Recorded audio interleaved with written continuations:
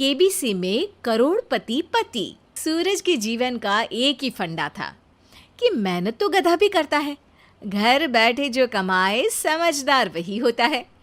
इसीलिए उसने कभी नौकरी ही नहीं ढूंढी। इस बात से हालांकि उसकी पत्नी शिखा बिल्कुल भी अग्री नहीं करती थी, पर फिर भी सूरज को समझाना बेकार था। टीवी में कैसे बनोगे करोड़पति का ऐड देखकर उसे लगा कि बस अब तो घर बैठे ही वो करोड़पति बन सकता है, और उसके पीछे उसने अपने सारे सोर्सेस एक्टिव कर दिए।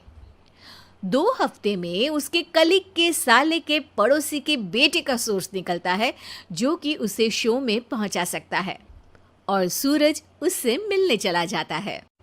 अच्छा, तो हमें मुकेश जी बता रहे थे कि आप हमें शो में पहुंचा सकते हैं। हाँ, उसमें कोई तकलीफ नहीं है।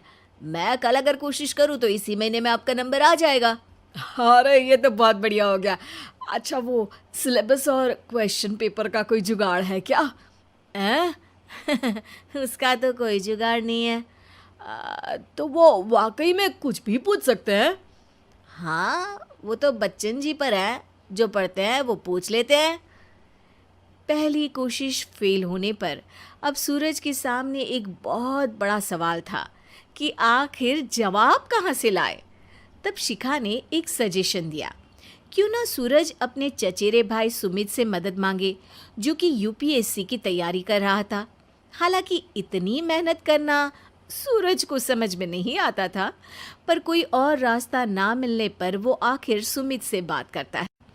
अरे सुमित, हमारा कैसे बनोगे करोड़पति के लिए सिलेक्शन होने वाला है। तुम हमें थोड़े चिट बनाने में मदद करोगे क्या? अरे भैया, चिट बनाए तो सालों हो गए, उसमें हमारा एक्सपर्टीज नहीं है, बल्कि आप बोलो तो हम आपकी पढ़ने में ज़रूर मदद कर सकते हैं। हट, कैसी अनाप शराब बातें कर रहा है तू। सूरज ने सुमित को मना तो कर दिया था, पर तैयारी करने के सिवाय कोई चारा उसे दिख भी नहीं रहा था। खासकर जब 12 के पेपर लीक करने के एक्सपर्ट शुक्ला जो भी हाथ जोड़ लेते हैं। आखिर सूरज को सुमित के पास जाना ही पड़ा, और उसने सुमित और शिखा से वादा किया कि वो बहुत मेहनत करेगा। 1 महीने की तैयारी के बाद फाइनल हुआ कि शो से 1 हफ्ते पहले एक ट्रायल खेला जाएगा, जहां पर सारे रिश्तेदार ऑडियंस की जगह पर होंगे और शिखा सवाल पूछेगी। दूर दराज से भी रिश्तेदार आकर हाजिर हो गए देखने कि आखिर कैसे बनेगा सुमित करोड़पति। सब कुछ सेट था, और इतने में सूरज आकर अपना स्पीच देता है। ये 1 महीना मेरे लिए आसान नहीं था, पर अपने भाई सुमित और अपनी पत्नी शिखा की मदद से मैं इतनी दूर पहुंच पाया हूँ। मेरे मम्मी पापा के आशीर्वाद ने भी बहुत साथ दिया है मेरा। मैं उम्मीद करता हूँ कि आज के शो में आप लोगों को बहुत मज़ा आएगा। साक्षी पहला सवाल पूछती है और पूरे कमरे में सन्नाटा छा जाता है। इंडिया में कितने स्टेट्स हैं? 3, सॉलिड, लिक्विड और गैस। अरे रुकिए, तो ऑप्शंस तो देने दीजिए। इतने में 5वीं कक्षा का चिंटू बोल उठता है। अरे क्या मामा, आप तो पहले सवाल पर ही आउट हो गए। अरे बेटा, पहला सवाल तो ट्रायल होता है ना। अरे तुम अब देखना। देखने जैसी बात तो थी ही। सूरज को इतना शांत किसी ने नहीं देखा था। कभी कभी तो लगता था मानो सूरज आंख खोलकर ही सो गया हो।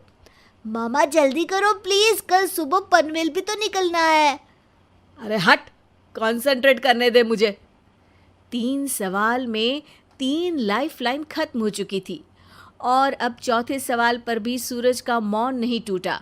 पर सूरज अभी भी हार मानने को तैयार नहीं था। उधर हर कोई सूरज को छोड़ सुमित को देख रहे थे। आखिर सुमित ने ही तो पढ़ाया था सूरज को। गजब बेइज्जती है यार। अरे बेटा, तो बाप का, दादा का, भाई का, सबका नाम बुड़वाएगा। अरे 3 लाइफलाइन ले ली तो भी तेरा कुछ नहीं होना है। अरे कोई इतनी बात करता है क्या शो पर? अरे बेटा, शो पर तेरे जैसे भी तो नहीं आते ना। सूरज की ये जंग आखिर 1 घंटे बाद 5वें सवाल पर खत्म हो गई, जब उसने इंडिया के नेशनल बर्ड का नाम कहा, कौवा। अरे बेटा, मज़ा तो बहुत आया, बस थोड़ा टाइम पर ख़त्म होता तो आनंद भी आ जाता।